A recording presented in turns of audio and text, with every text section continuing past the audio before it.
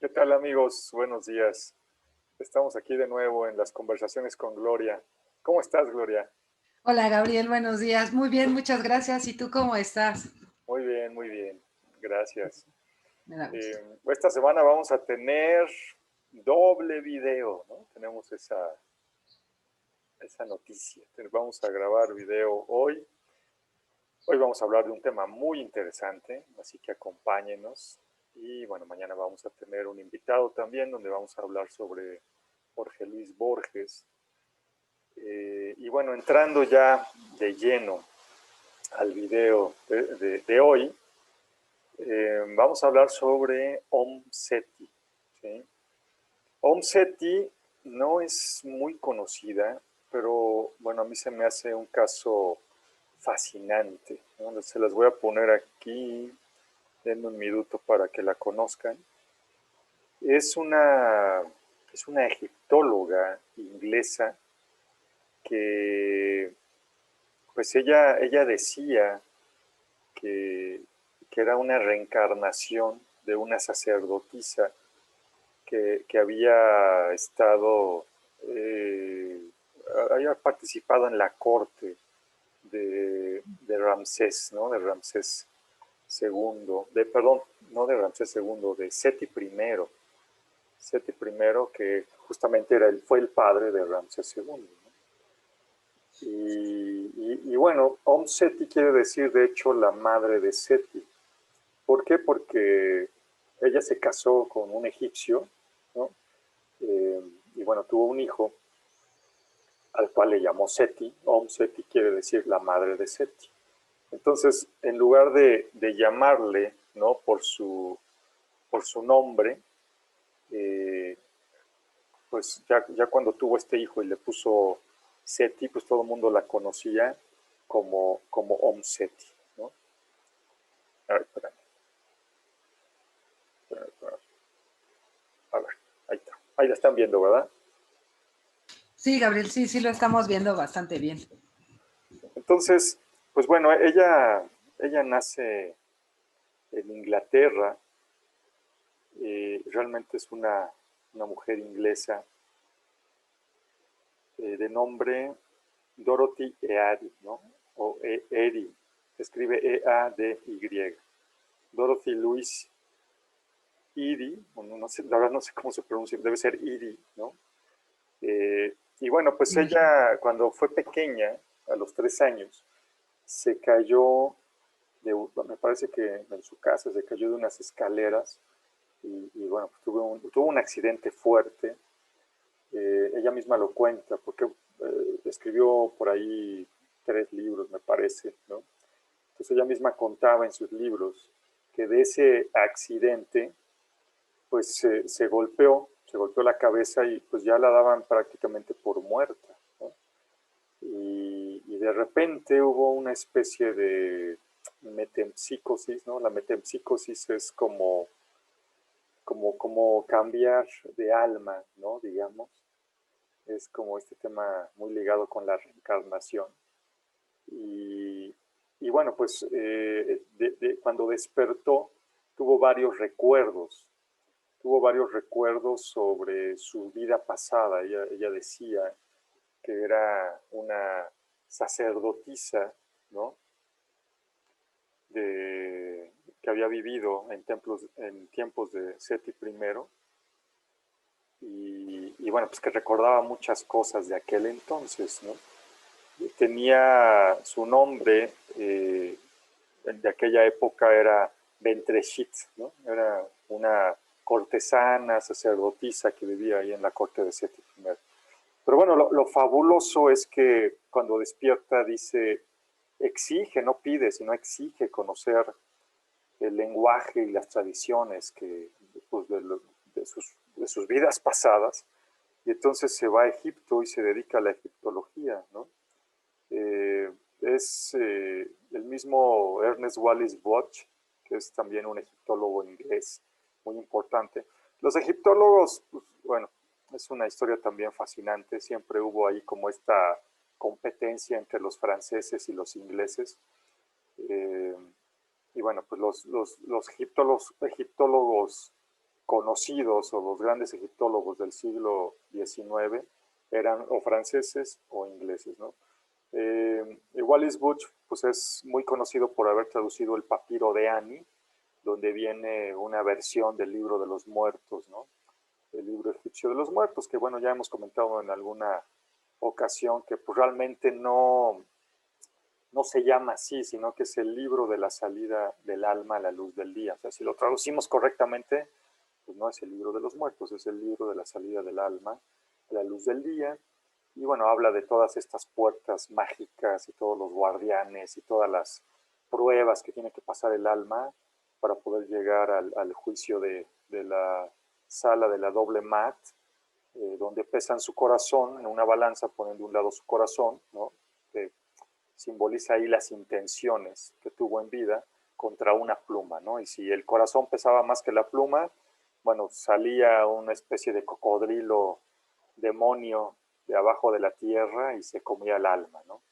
Si las intenciones lograban equilibrarse con la pluma, pues ya podía continuar para ayudar a Ra en la barca, ¿no? De la barca de millones de años, que es la barca que llevaba al disco solar, ¿sí? Que esa era como la gran, a lo que aspiraba, la gran aspiración, ¿no? De los egipcios cuando morían, pues poder estar ahí ayudando a Ra en su barca para navegar todo el cielo todos los días, ¿no? Y obviamente ayudarle también en la noche cuando se metía en la Duat, ¿no? En el inframundo, pues a pelear contra los demonios que había en la Duat, ¿sí? Y entonces, pues bueno, esta mujer exige eso, el conocer el lenguaje, el conocer las tradiciones, y entonces Wallis Budge le enseña, ¿no? Y Dorothy pues, estudió egiptología, de hecho se convirtió en la guardiana del templo de Ábidos, ¿sí? El templo de Ábidos es un templo construido por Seti I, y curiosamente de sus recuerdos en este templo de Ábidos, ella ayudó a la excavación, y es curioso, son de estas cosas que pues, la ciencia no se explica, porque ella dice que de sus recuerdos, por un lado, da la ubicación exacta de un jardín, ¿no? Siempre ahí a la entrada de los templos egipcios comúnmente había jardines, ¿sí? O sea, íbamos, no era raro que tuviera un jardín, a lo mejor pudo haber dicho, ay, bueno, voy a decir que tuvo el jardín y es muy probable que esté ahí. El tema es que pues lo ubicó de forma perfecta, ¿no? Y también tuvo, según esto, otro recuerdo de un túnel, esta sí estaba más difícil, en la parte norte del templo de Abidos, Om Seti dijo, bueno, es que debajo de esta parte hay un túnel. Y excavaron y efectivamente había un túnel, ¿no? Y lo que más llama la atención todavía, ¿no? Porque Om Seti murió, me parece que en los 80, por ahí, 87 me parece. Pues no hace tanto realmente. Pero ella predijo, ¿no? También, y esto ya era curioso, porque ya no era de sus recuerdos, sino ya era por, eh, por encuentros que decía que tenía ella con Seti primero, ¿no? Encuentros que pues de repente se antojaban hasta medio románticos, ¿no? Tenía visiones y se le aparecía Seti primero así como la momia que ya es, ¿no? La momia bueno, que de hecho no sé si vieron ahí la procesión, pero acaban de trasladar 22 momias del Museo del Cairo al nuevo Museo de Egiptología. Ya el Museo del Cairo, bueno, consideraron que estaba muy viejito, ¿no? Y entonces los trasladaron y bueno, pues ahí hubo gente en la procesión disfrazada de egipcios antiguos y todo esto, ¿no? Muy vistosa, muy vistoso el traslado. Entonces, pues bueno, se le apareció primero como esa momia, ¿no? De Seti primero, y ya después tuvo visiones ya viéndolo como, vamos, con su cuerpo físico normal, ¿no? No ya como una momia. Y de estos encuentros, ¿no? Donde ella, pues, ya ya cuando lo veía esta forma, ya no era Dorothy ni era Om Seti, sino que ella era Ventreshit, ¿no? Era esta sacerdotisa que vivió en la corte de Seti I hace tantos años. Estamos hablando, para que se den una idea, más o menos, estamos hablando como del 1100, 1200 antes de Cristo, o sea, estamos hablando de hace 3000 años, ¿no? Un poco más de 3000 años. Entonces, pues bueno, lo que dijo y lo que predijo, que no se ha comprobado, es que en este templo de Ávidos está oculta una biblioteca, ¿no? Una biblioteca con papiros y toda una serie de información que va a dar al mundo un conocimiento mucho más profundo de lo que era o de lo que es la cultura egipcia, ¿no? Esto pues no se ha descubierto todavía, pero pues dado que las dos afirmaciones que tuvo anteriormente fueron ciertas, pues hay mucha expectativa al respecto, ¿no? Pues sí, fíjate, Gabriel, que voy a, voy a opinar. Lo primero que me gustaría comentar es acerca de la metempsicosis o metempsicosis, ya según sea el caso. Es lo mismo, ya sé, pero hay quien le dice metempsicosis y hay quien le dice metempsicosis, ¿no? Por eso hago la aclaración. No obstante, lo importante es cómo en el mundo antiguo, y esto estoy hablando antes de que se implementara la religión universal, o sea, la religión católica, la mayoría de las culturas creían en la reencarnación. La diferencia de la reencarnación o de esta transmigración de almas depende de dos factores que a mí me parece fundamentales para las personas que no han estudiado, que no saben mucho de este tipo de estudio. Es que hay quien cree que la reencarnación se da como en la familia propiamente, ¿no? O sea, de repente puede resultar que el hijo es el abuelito, ¿no? O sea, es la reencarnación del abuelito, ¿no? Y que tiene ciertas características que, a ver, el hijo, bueno, la hija, ¿no? Que nadie sabe de dónde las tiene, pero que las tiene. Lo que induce a pensar que todo este asunto de las reencarnaciones viene en nuestro ADN. Pero hay otras corrientes filosóficas también orientales que se cree que no necesariamente se reencarna en la familia, que sería el caso de esta señora Omseti, que probablemente es un alma que decide venir al mundo porque tiene algo que decir y entonces nace en donde, ahora sí que en donde está disponible un cuerpo, ¿no? Porque desde las tradiciones orientales, y esto también es importante, o sea, el alma no ocupa el cuerpo sino hasta que nace, o sea, ya cuando el bebé nace. Antes de eso, el cuerpo se está creando, pero no tiene alma.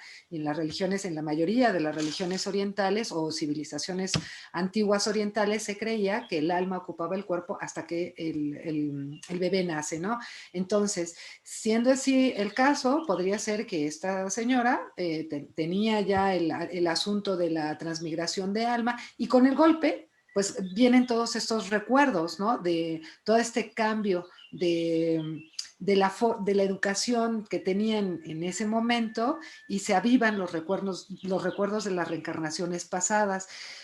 Es interesante porque cuando, por ejemplo, la gente medita o cuando la gente llega a tener un sueño profundo, hay imágenes que a veces no se sabe de dónde vienen, ¿no? O sea, que la gente está como en el tema de lo soñé porque vi la película o lo soñé porque seguramente sin poner atención lo vi en la calle, no sé, en la televisión, algo. Pero si se creen las reencarnaciones, al parecer estas imágenes que aparecen en nuestra mente, en estos dos estados, tanto de meditación como de sueño profundo, pudiera ser que es una comunicación que entabla nuestro inconsciente con nuestra vigilia, por decirlo así, porque estamos durmiendo o meditando, y entonces nosotros llegamos a acercarnos a lo que podría ser vidas pasadas. Nadie sabe a ciencia cierta por qué se da este fenómeno y cómo se da. Lo que sí es verdad es que en el momento en el que nosotros despertamos viene una censura, porque al final, como dicen, ¿no? Imagínate, nos volveríamos locos, ¿no? O sea, pensando en todo lo que vivimos ya de otras vidas pasadas, más lo que estamos viviendo ahora, la memoria del ser humano en sí sería una biblioteca como la que mencionas, ¿no?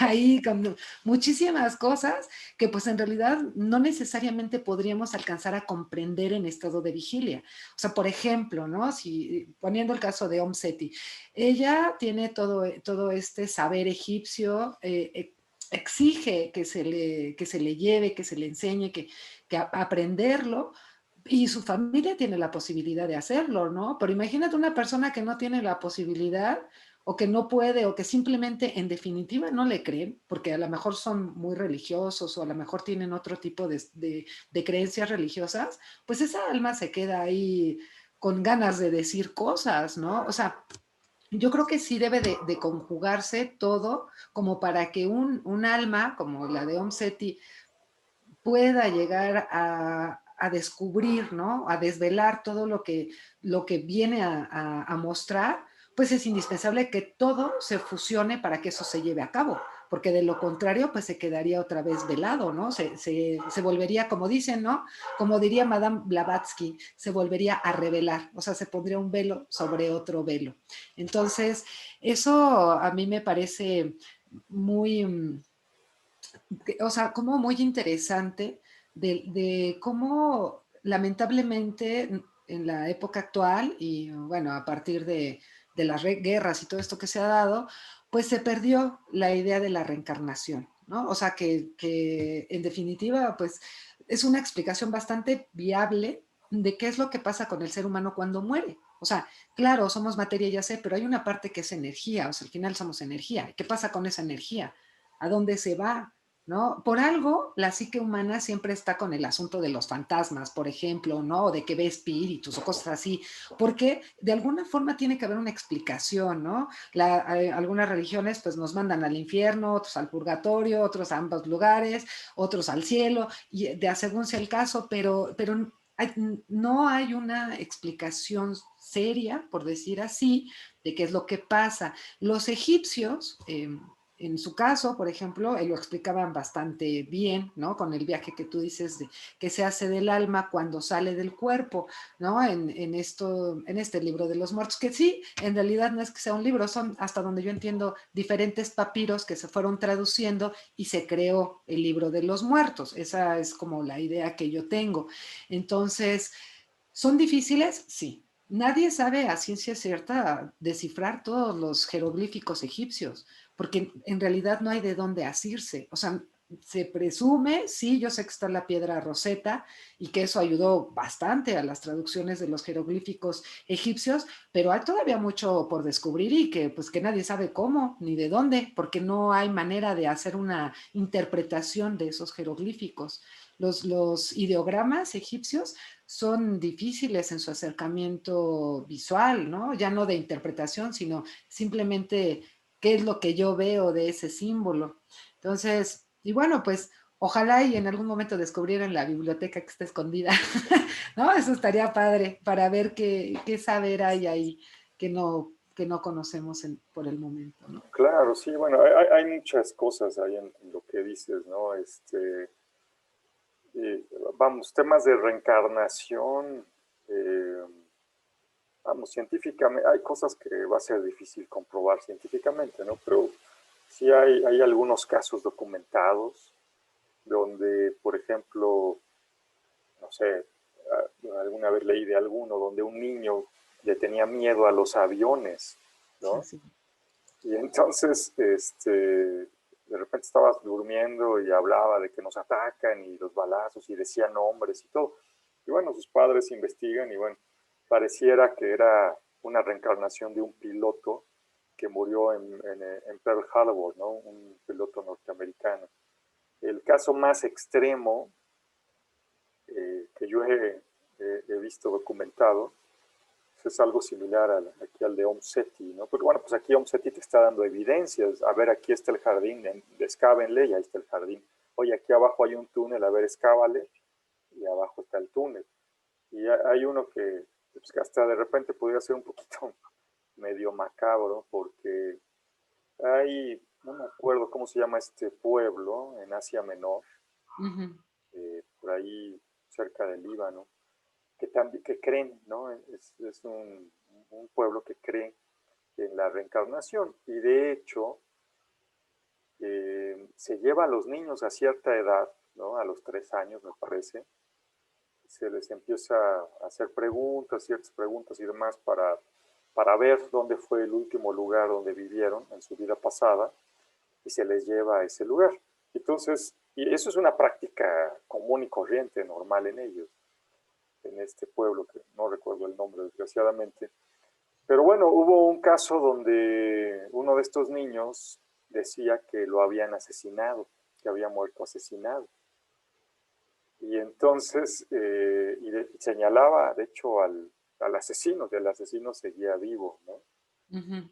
Y señalaba y señalaba y señalaba al asesino, ¿no? Y obviamente el asesino decía, no, pues es que este niño está loco, se está confundiendo, ¿cómo cree? Hasta que el niño dijo dónde estaba enterrado el cadáver de su vida pasada. Y entonces fueron y efectivamente donde él señaló se encontraron unos huesos, ¿no? Entonces, imagínense una cosa así muy Sí, extraña, ¿no? Encontrarte con tus huesos de tu cuerpo que usaste en tu vida pasada. pero es que imagínate, o sea, digo, por un lado es sumamente interesante, es importante porque pues hasta la fecha creo yo que nosotros nada más ocupamos un porcentaje mínimo de nuestro cerebro. Bueno, no tan mínimo, pero, o sea, ocupamos muy poco de nuestro cerebro. No sabemos qué es lo que tiene todo el otro funcionamiento del cerebro, ¿no? Es como el 30% de lo que ocupamos y nos queda un 70% por descubrir.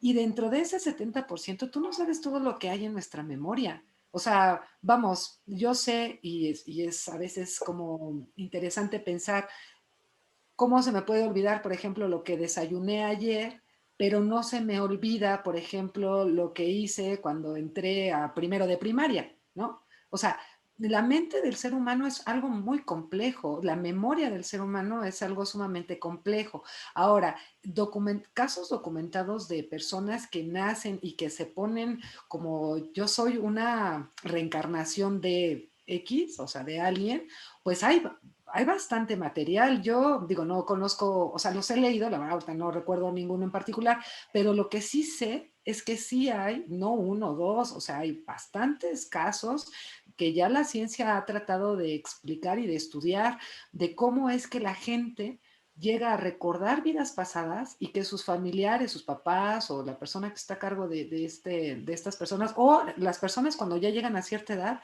buscan a eso a ese lugar a donde ellos piensan que pertenecían con anterioridad y resulta que lo encuentran. O sea, realmente, o sea, sí, digo, sí es impresionante encontrar tu cuerpo. Yo tengo la idea, aunque no lo recuerdo muy bien ahora, de una señora que decía que ella había vivido, no me acuerdo si en Inglaterra o no sé, en un lugar europeo, y ella había nacido en Estados Unidos y total que nunca nadie le hizo caso y ella solita cuando ya fue mayor buscó a la familia de donde según esto ella pertenecía y resultó que sí, o sea, encontró a la familia, a quien había sido creo que su hermana, una cosa así.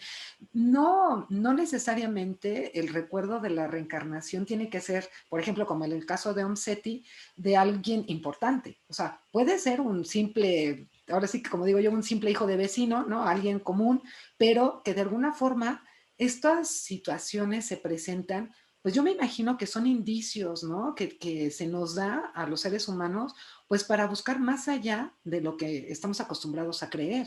Por algo se dan, si no, no se darían. O sea, estas situaciones que a veces no son cercanas o a veces sí, depende del caso, pero que nos abren una puerta de un saber que generalmente no manejamos, a mí me parece que si se da, tiene una razón de ser. O sea, no creo que sea casualidad, ¿no? Y bueno, en el caso de Omseti, pues imagínate todo lo que afortunadamente y gracias a que ella misma lo buscó y bueno, que su familia la ayudó y todo lo que, y el estudio y tal, pues ella pudo descifrar, pudo interpretar los símbolos egipcios y descubrir, ¿no? Todo esto que comentas, el túnel, por ejemplo, ¿no? Que pues la verdad que la gente en la actualidad, pues yo creo que sí, ni se entera, ¿no? De que eso existe. Claro, pues sí, bueno, Egipto la verdad es que falta muchísimo, muchísimo por descubrir, ¿no? La verdad es que tuvimos como seres humanos modernos, ¿no? Que vivimos actualmente, tuvimos suerte en el sentido de que justamente Seti I y su hijo Ramsés II en algún momento decidieron que hubiera un valle, ¿no? El valle, es más, que ni siquiera estoy seguro si a lo mejor fue Amenofis III, algún faraón anterior, pero bueno, en ese momento entre el cambio entre la dinastía 18 y 19, más o menos, y finalmente quien lo llevó a cabo, entiendo que fue Ramsés II, decidieron que todos los reyes, todos los faraones se enterraran en un valle, ¿no? El famoso Valle de los Reyes, y todas las reinas también se enterraran en un valle. Y ahí es como hemos descubierto muchas tumbas, pues ahí están todas las tumbas una tras de otra, ¿no? Pero todas en el mismo valle, entonces pues, te pones a excavar y encuentras una y luego encuentras otra y demás. Que si no, pues yo creo que no sabríamos tanto como sabemos ahora de Egipto, y tanto entre comillas, ¿no? Porque falta muchísimo más por conocer Claro. y muchísimo más por interpretar de lo que ya conocemos. O sea, hay muchos misterios, la verdad, ahí que uno no se explica, ni los egiptólogos.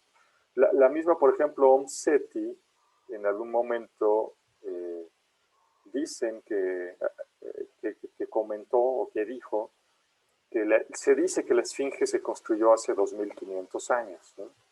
Y ella dijo que no, que había sido construida en una época mucho anterior, mucho más atrás. Eso es cierto, eso es Eh, cierto. O sea, no se sabe a ciencia cierta en qué momento se construyó la Esfinge, por ejemplo. Yo hace poco leí un libro, ahorita no recuerdo el nombre, pero lo que sí decía es que la misma erosión que tiene la Esfinge, o sea, es más antigua de lo que se data, por lo tanto, no es la fecha correcta. O sea, tiene muchos años más de construida de lo que se presume que tiene. sí, claro, se habla, por ejemplo, me parece que fue el mismo, hay tres pirámides, bueno, está el Valle de las Pirámides, ¿no? Está la de Keops, Kefren y Vicerinos, la de Keops es la más importante, me parece que fue Keops, el faraón. Si ustedes visitan, yo ya tuve la oportunidad de ir alguna vez ahí a Egipto, y si ustedes visitan a la Esfinge tiene una tablilla, ¿no? Tiene como una piedra ahí con inscripciones entre las patas. Entonces ahí se cuenta la leyenda, ¿no? Que me parece que fue el mismo Keops, que siendo ni siquiera él era un aspirante al trono como tal, era un general. De repente, ¿no? Pasaban esas cosas donde, pues que de hecho así pasó con Seti I, ¿no? Seti I no era de sangre real, era un militar, ¿sí? De un faraón previo. Por eso nace con él la dinastía 19, o sea, es un nuevo linaje. Eh, y bueno, así se supone que pasó también con Keops. Un día se queda dormido en la arena, en el desierto, y bueno, me imagino que en la noche, porque si no se hubiera quemado todo, Yo creo. y se le aparece la esfinge le empieza a hablar, ¿no? Y la esfinge le dice, oye, soy un ser muy antiguo, eh, pero estoy enterrado. Aquí donde estás dormido, abajo de ti, estoy enterrado. Desentiérrame y yo te haré faraón. Y bueno, pues dice el mito o dice la historia que dicho y hecho, va Keops y desentierra y entonces encuentra esta estatua fabulosa, ¿no? Con cuerpo de león y cabeza humana. Y entonces por eso está esta inscripción ahí entre las patas de la esfinge. Pero efectivamente, como dices, ya hoy hay algunos investigadores, ¿no? Hay ya como una línea de antropólogos, egiptólogos, arqueólogos, que ya no le hacen tanto caso a las teorías pues oficiales, digamos, ¿no? De que el hombre tiene, pues no sé, o sea, se habla, por ejemplo, de que creo que la civilización más antigua es en la India, se habla del 6000 antes de Cristo, una cosa así. Entonces ellos dicen, no, hombre, eso va mucho más atrás, ¿no? Y hay descubrimientos de objetos hechos por los humanos que sí se remontan mucho más atrás.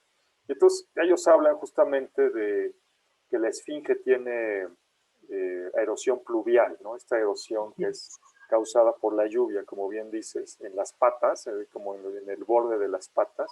Ujú. Y entonces, pues ya se ponen a investigar y dicen, bueno, pues ¿hace cuánto llovió si estamos hablando? O sea, ¿hace cuánto llovió tanto Ajá, en en la el desierto. zona del desierto? En el Porque, desierto, ¿no? Además, ¿no? Porque claro, tampoco es que estén ahí, o sea, al lado de la playa, ¿no? O sea, claro, no. porque de repente llueve, ¿no? Dices, o sea, en el desierto también de repente llueve, pero Sí, sí, lloverá una vez al pero no año, como no para sé. erosionar, ¿no? O Pero sea, así no como, como para dejar marca. claro, como para erosionar la piel. Entonces, bueno, hay todo un tema, ¿no? De estos arqueólogos que hablan de la precesión del equinoccio, ¿no? Que hablan de estos ciclos de 26.000 años, justamente donde el equinoccio va cambiando de constelación en constelación. Entonces tarda 26.000 años, porque recordamos que el eje de la Tierra no es totalmente vertical, tiene una inclinación de 23 grados más o menos respecto a la vertical. Más o menos, sí. Y entonces, digamos que ese eje va apuntando, ¿no? Por eso se llama precesión de los equinoccios. En cada equinoccio de primavera, pues ese eje va moviéndose poco a poco y cada 2100 años, una cosa así, más o menos, un poquito más, en 2100, 2200 años, va cambiando de constelación. Entonces, hablan de la precesión de los equinoccios y hay quien dice inclusive que bueno, a mí se me hace una teoría fascinante. Hay quien dice que cuadra, o sea, están hablando Sí, del menos 11.000, ¿no? Antes de Cristo, probable fecha de construcción de la Esfinge. Y astrológicamente, pues hay quien dice, ah, pues cuadra, porque en esa época el equinoccio apuntaba hacia Leo. Entonces, pues hablan de que la Esfinge realmente es una señal, ¿no? Es una señal temporal. Por eso es el hombre, la cabeza de hombre con cuerpo de león. Están diciendo, bueno, pues esto se construyó en la era de Leo, ¿no? Digo, eso no se sabe si fue así o sí. no. Sería algo Fíjate, fascinante. Gabriel, que bueno, ahora que mencionas esto, yo hace, uy, ya, pero ya tiene tiempo, que será unos, ay, no sé, yo para el tiempo soy medio maleta, pero pon tú que tenga 4 años, había, o más, no, yo creo que más, había un canal de televisión bueno, en cable, de televisión por cable, y en este canal pasaban un programa que se llama El Ojo de Horus, y ahí, en ese programa, explicaban muy bien o sea, ¿cuánto tiempo tardaba un giro o algo así? No, no me acuerdo muy bien cómo está el asunto de los años estos que tú cuentas, cada periodo, ¿no? De 2000 y tantos años. Y cómo los egipcios, o sea, fíjate, construían y alineaban perfectamente bien sus templos o bueno, pues sí, el templo como tal, para que se viera en el centro, por ejemplo, el equinoccio, ¿no? El solsticio, lo que fuera. Y cuando se cambiaba por 1 grado, destruían ese templo y construían otro, ¿no? De tal forma que siempre en estos momentos se estuviera viendo o sea, en el centro, ¿no? El fenómeno astronómico, ¿no? Entonces, por eso se cree que construían tantos templos, porque cada 2000 años o 3000 años o los años que hayan sido, pero de miles, ellos tiraban ese y construían otro, pero cambiándolo y siempre quedaba exacto. Estaban como muy bien alineados a las constelaciones, los egipcios. En ese programa del Ojo de Horus, no sé si actualmente se puede encontrar en alguna red social o en alguna red, pero sí, sí, ahí lo explicaban claramente. Muy, muy Claro. interesante. No, Y no, también funcionaban lo de la esfinge, ¿eh? claro, pues es que la verdad ya lo hemos platicado aquí. Nosotros ya nos encerramos en nuestras casas y nos olvidamos del mundo real, ¿no? Que está allá afuera, la naturaleza y demás. Quería ver si tenía alguna imagen, desgraciadamente no tengo. Hay un templo, el templo de Abu Simbel, también es fascinante, ¿no? Es un templo construido por Ramsés II, el hijo de Seti I, Y en este templo de Abu Simbel es un templo que fue rescatado de las aguas. Ajá, En algún momento hay un lugar que se llama Asuán, y en algún momento, a finales de los 90 me parece, el gobierno egipcio pues decidió construir ahí una presa, porque ya los egipcios no tenían agua y había sequía, estaban ya con problemas graves de falta de agua, y entonces decide construir una presa, ¿no? Eh, Obviamente eso influyó mucho en los alrededores, ¿no? Si le pones obviamente un dique al Nilo, pues imagínate, ¿no? Y uno de los templos quedó inundado, quedó bajo el agua, de hecho, este templo de Abu Simbel. Y entonces, pues bueno, hubo ahí un esfuerzo internacional, porque pues, Egipto dijo, pues, ¿qué creen? Yo no tengo dinero ahorita para esto. Entonces, ajá. pues ahí se va a quedar el templo. No, no, no, espérame. Entonces ahí pues, varios países cooperaron y sacaron, rescataron el templo de las aguas y lo sacaron piedra por piedra y lo reconstruyeron afuera, ¿no? Ujú. Curiosamente, este templo, en el cumpleaños, está adentro, ¿no? Adentro del templo, digamos en el Sancta Sanctorum, ¿no? En el lugar más sagrado. Pues me parece que son 4 figuras. Está, me parece que está Ra, está otro dios que se llama Ptah y está Amón, ¿no? Amón, imagínense que Amón es como la parte no manifestada de Ra, ¿no? O sea, toda esa parte energética y demás que no alcanzamos a ver físicamente, eso es Amón. Es como un dios oculto, oculto al menos a nuestros sentidos humanos. Entonces, en el cumpleaños de Ramsés II, entraba luz, o sea, el Sancta Sanctorum pues es un lugar que está metido adentro del templo, está oscuro normalmente, no Sí, hay sí, luz, está escondido, ¿no? está escondido. Pero en el cumpleaños, o sea, estaba orientado de tal manera que en el cumpleaños de Ramsés entraba la luz, iluminaba a Ra, iluminaba a Ta, iluminaba la estatua de Ramsés, pero no iluminaba nunca a Amón, porque Amón es el oculto, ¿no? Ujú. No lo puedes iluminar. Eh, Y entonces, pues con toda la ciencia, la tecnología y todo lo que tenemos hoy, bueno, se logró ese mismo efecto, pero se falló en el día, ¿no? O sea, hoy sucede, pero es un día antes del cumpleaños de Ramsés. Es- Entonces, pues así como dices, imagínense todos el conocimiento que tenían. Los mayas, por ejemplo, los mayas está también ya confirmado. Los mayas hacían su cuenta, la famosa, la cuenta larga, ¿no? Y todo esto del Ujú. 2012 y demás. Bueno, esa cuenta tiene que ver con nosotros como sistema solar. Ujú. Estamos girando también alrededor del centro de nuestra galaxia, la Vía Láctea, ¿no?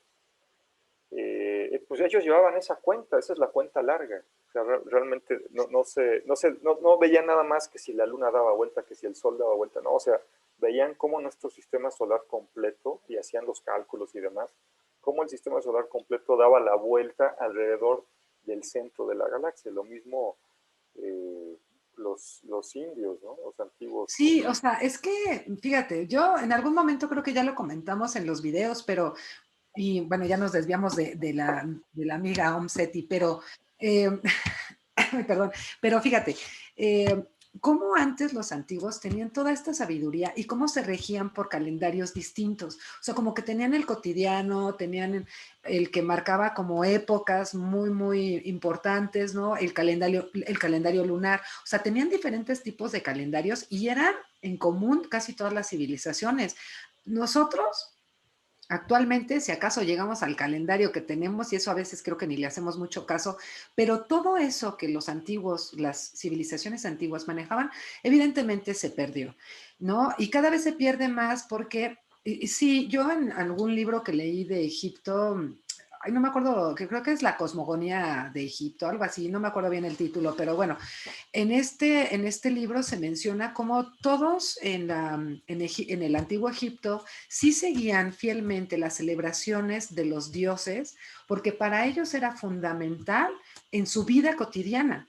O sea, este asunto que antes, a mí todavía me tocó de chiquita, ¿no? Que los católicos, bueno, yo nací en una familia católica, festejaran a los santos y que si era, ¿no? San Ramón y Santa Catalina, ¿no? Y que era como muy, bueno, eso que se dio no tiene tantos años, no tiene tantos años, tal vez no pocos, pero no tantos. Sin embargo, los egipcios, por ejemplo, era algo que lo tenían supermercado. Y Claro, había épocas en donde la gente, digo, a lo mejor no una época larga, tal vez semanas, dos si quieres, en donde hasta suspendían sus labores para consagrarse al servicio de la festividad del dios, o sea, claro. de la divinidad en ese momento. Entonces, y bueno, en algún momento vi, sí, por ejemplo, estas procesiones que, bueno, obviamente yo no la vi, ¿no? Lo vi en un video, las procesiones que se hacían para sacar a las divinidades sobre el río Nilo, ¿no? Y cómo todos los pueblos estaban, o bueno, todos los egipcios estaban ahí ofrendando a estos dioses, ¿no? O sea, Claro, vamos, esas cuestiones de astronomía, de construcción, de arquitectura, que ahora se ha perdido, en esa época era fundamental para la vida del ser humano. O sea, claro, pues ahora nos hemos vuelto una sociedad ya mucho más orientada a lo material, ¿no? Entonces, pues ya no volteas tanto, ya no y volteas es tanto que, a lo mira, material. yo pienso que hay muchos factores, ¿no? Que hacen que esto se dé en la actualidad, ¿no? El primero, pues el más fácil es entretener a la gente con cosas que no tienen ningún sentido, pero que la entretienen. No es como ver la tele sin verla, ¿no? O sea, ves y nada más te está haciendo ruido, pero pues no, pero eso te impide pensar. Al final eso te impide reflexionar. Y la otra, pues es que son intereses, ay, me voy a oír muy conspiranoica como tú, Adelante, adelante. pero sí, pues son intereses, ¿no? Al final, si la gente no se entera de lo que pasa, pues mejor, ¿no? O sea, como para qué, como decían los Claro, romanos, ¿no? Al pueblo pan y circo, ¿no? Y mientras la gente esté entretenida ahí perdiendo el tiempo y haciendo como que hace y comprando lo que no ocupa, pues en realidad no ocupa su cerebro, ¿no? claro, pues es un sistema basado en el consumismo, ¿no? Me decía un amigo Así. cercano con el que hablaba hace poco, me decía, no, bueno, es que mi esposa en estos tiempos de pandemia se ha vuelto la maestra de las compras en línea, ¿no? Y obviamente pues él nada más veía ahí cómo le iban llegando cargos a su tarjeta. Pues sí, o sea, más ahora, ¿no? Te quedas encerrado, ¿qué haces? Pues compra, compra, compra, compra, ¿no? Ajá.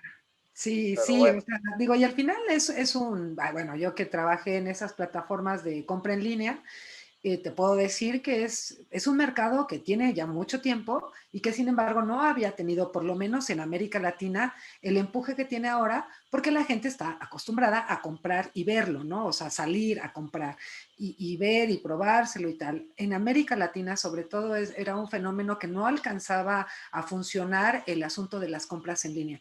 Con la pandemia, o sea, eso se superó y ahora ya la claro, gente es muy feliz comprando en línea. Pero eso ¿qué hace? Que la gente salga menos, que la gente piense menos.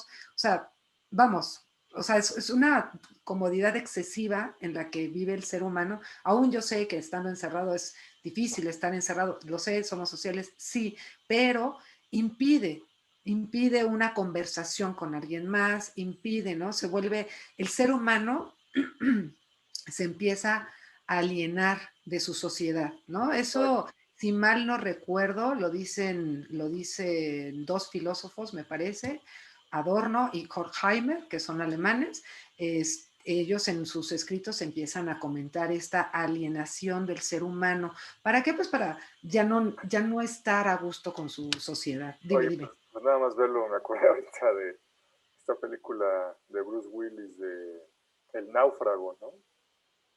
No sé si Ah, no la una vi. película ya muy vieja. Bueno, pues es la historia de un náufrago y al final, pues inclusive él acaba haciendo, dentro del naufragio, hay un balón de voleibol por ahí. Ujú. Entonces él le acaba poniendo carita, le Pues pone sí. ojitos, le pone creo que hasta su sombrero.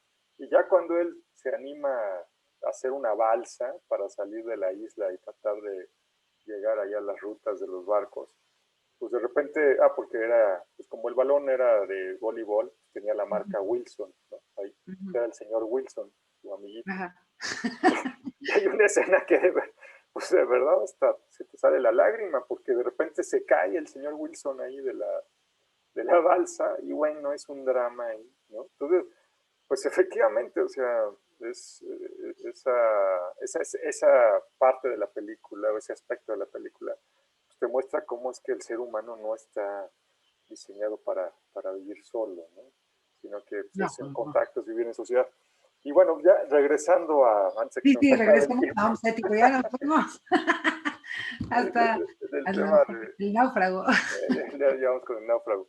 El tema de Om Seti, algo que no comentamos es que ella empezó a hacer, de hecho, los rituales. O sea, ella también se volvió Fíjate, egiptóloga porque ajá, ella empezó a claro, hacer estos claro. rituales, de repente le empezó a ofrendar a Isis, a Osiris y todo esto. Y entonces, pues ella vivía una vida totalmente dedicada a esas creencias, ¿no? Claro, claro. Y es Sí, que, bueno, de alguna forma, ella cambió su vida. O sea, ella sí creyó en lo que estaba, vamos, pues no, vamos, en esta reencarnación que tenía y empezó a retomar todo lo antiguo, o sea, su vida anterior como sacerdotisa, ¿no? O como lo que haya sido en la época de los egipcios. Y eso, obviamente, pues es una situación muy, muy compleja y al mismo tiempo de mucho valor, ¿no? Porque también se necesita tener mucho valor para retomar todo eso y hacerlo. Y todo, me imagino, a sus rituales le habrá llevado a ella, o sea, lo que le habrá dejado a ella como persona el hacer todo eso. Pues imagina todo lo que no recordó, ¿no? O sea, ya haciendo nada más con esos rituales. Porque, claro. mira, aprovechando, hay un filósofo que a mí me gusta mucho, que es Ernst Cassirer, y él escribe tres volúmenes de lo que es el mito y el rito y los rituales, ¿no? Y todo lo que tiene que ver con la época contemporánea, porque además el filósofo este es contemporáneo.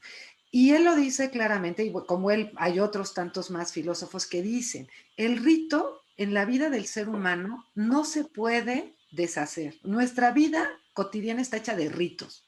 O sea, desde que nos levantamos y empezamos a hacer algo como un hábito, ya se empieza a convertir en un rito, ¿no? Ya cuando nosotros le damos el valor sagrado, en ese momento ese rito toma más fuerza, ¿no? O sea, en la época contemporánea.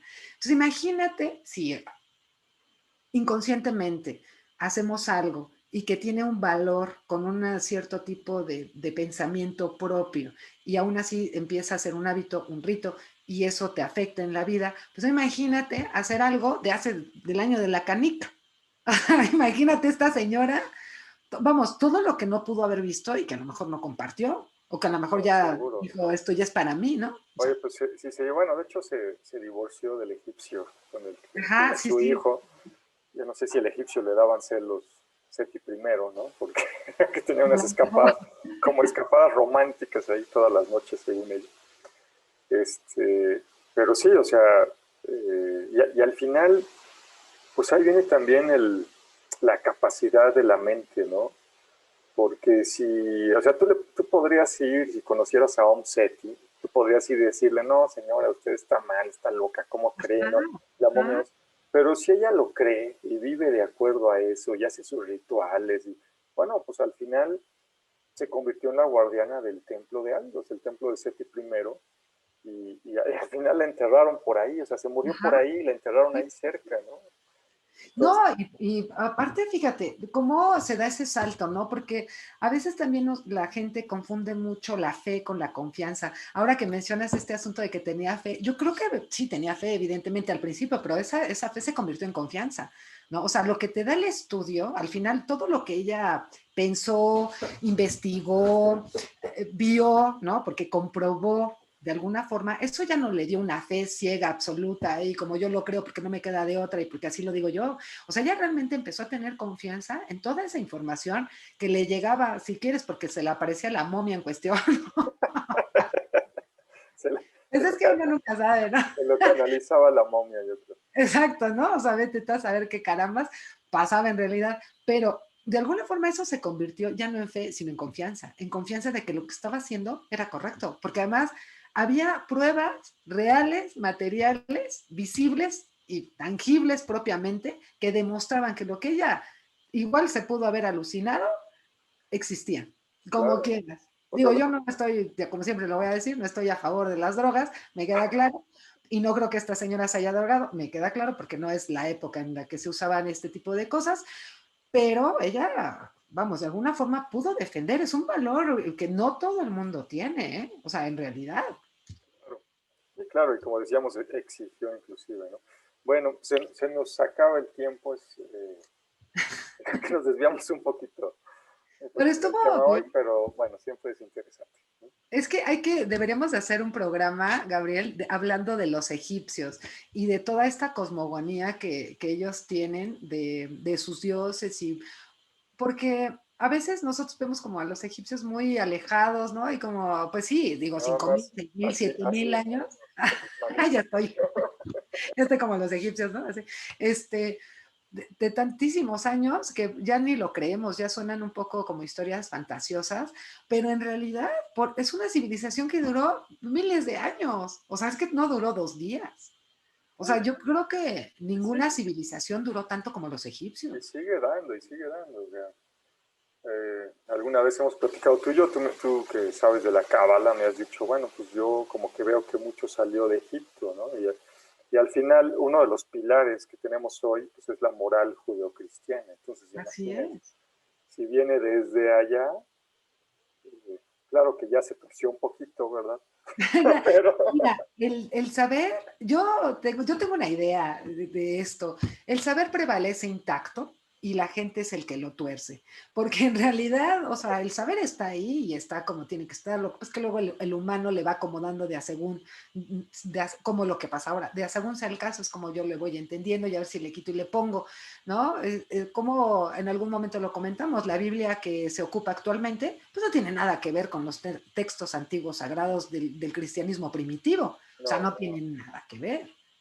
Y ya ahora ya está muy corregida, muy, ya, ¿no? Muy hasta así. varias, ¿no? La Reina Valera y la Biblia de...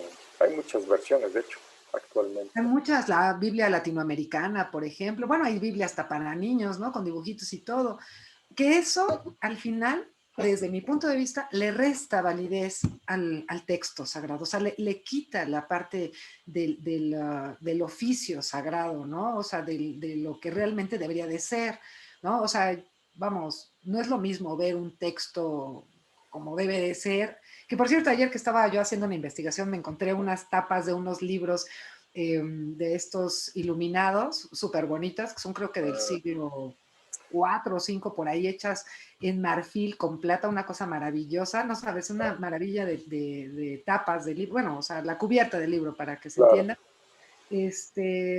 Y bueno, digo, al final, ya se me olvidó lo que estaba diciendo por pensar en los... Pero Pues hablábamos de las creencias y la fe y todo. Claro, claro, pero fíjate, todo eso, lo que antes se hacía, ¿no? Con estas tapas y estos libros era lo que iba, y ahora te encuentras, ¿no? Un libro ilustrado con dibujo infantil para un niño, para que medio entienda. O sea, vamos, es que le quitan todo el crédito a lo sagrado, ¿no? A lo divino. La verdad, digo, es mi opinión, ahora sí que hasta como profesional del diseño gráfico, ya dices, oye, pues no inventes, ¿no? Al rato van a hacer un cómic, ¿no? Bueno, ay, a ver, yo tenía mis cómics creo que tenía yo mi cómic de Moisés y de la salida de Egipto. Yo tenía mi Bueno, cómic, no, claro, las películas están, por supuesto, me queda las claro, películas. las de Walt Disney también, pero, pero un cómic ya más aguerrido, eso era lo que tenía en mente. Pero bueno, al final, ¿no? O sea, y la película de Jesucristo Superestrella, ¿no? Entre otras cosas, o sea, se van, le van arrebatando el valor real de lo sagrado, ¿no? Algo que desde mi punto de vista, pues debería de conservarlo, ¿no? O sea, se magnifica. Y eso en la historia del arte es algo que se ocupa mucho, ¿no? Como el arte, como las piezas de arte de los siglos anteriores al XIX y el XIX propiamente, se les arrebata todo su valor sagrado, su valor simbólico y lo masifican. ¿Para qué? Pues para que la gente lo pase de largo. O Pues, sea, la verdad es que ya la gente no le dé el valor que tenía. Esa es la verdad. pues Desde mi muy punto. bien, pues tenemos varios temas ahí pendientes. Ya estaremos, Ay, sí, yo me desvío del tema siempre. sí, igual y ya vamos a empezar a hacer más videos. Bueno, mañana tenemos la sana intención de hacer otro, ¿verdad? Entonces esta semana lo más probable es que tengamos dos. Pero bueno, ya se nos acaba el tiempo y muchas gracias, Gloria, de No, nuevo. al contrario, Gabriel, muchas gracias a ti, me dejas expresar y de eso siempre es agradable. Muchísimas gracias de verdad por compartir. Pues, Gracias. pues muy bien, amigos, ya nada más para terminar, tenemos la próxima semana el inicio de los trabajos de Hércules, un taller práctico donde mezclamos, no mezclamos, más bien eh, que se vería como que otra vez Gloria va a decir es que lo están manipulando. No, vemos los trabajos de Hércules desde una perspectiva mitológica, pero también astrológica. Bueno, hay varios ejercicios ahí que vamos a hacer durante el curso, entonces los esperamos, les dejo, siempre les digo que les voy a dejar la liga aquí y nunca se las dejo, ahora sí se las dejo. Bueno, yo voy a hacer una aclaración puntualmente. En realidad los trabajos de Hércules sí tienen que ver con la astrología, están Claro, completamente ligados. O sea, no, ahí, pues claro, ¿no? O sea, la astronomía es una ciencia y me parece que avanza después. Primero fue la astrología, hasta donde yo entiendo. Habría que investigarlo con más profundidad. Entonces, no, los trabajos de Hércules están muy bien dados porque en realidad cumplen la función, ¿no? O sea, se están acercando a la realidad de cómo se usaban en las épocas griegas. muy bien. Pues bueno, los vemos mañana, de hecho, ¿no? Tendremos ahí a un invitado para hablar sobre Jorge Luis Borges, que también su obra literaria puede ser muy mística de repente. Oh, sí. Vamos a hablar seguramente sobre el Aleph. Si tienen el Aleph por ahí alguna copia disponible, pues a lo mejor vale la pena darle una revisada. Y los esperamos en el curso. Muchas gracias, Gloria. No, Gabriel, al contrario, muchas gracias por todo y pues ojalá y todos se animen a tomar los 12 trabajos de Hércules. La verdad que es muy bonito. En fin, pero bueno, muchas gracias, Gabriel, que tengas una muy bonita tarde. Muchas gracias. Yo soy Gabriel Ávila y esto es Paradojas Reconciliadas. Hasta luego. Adiós.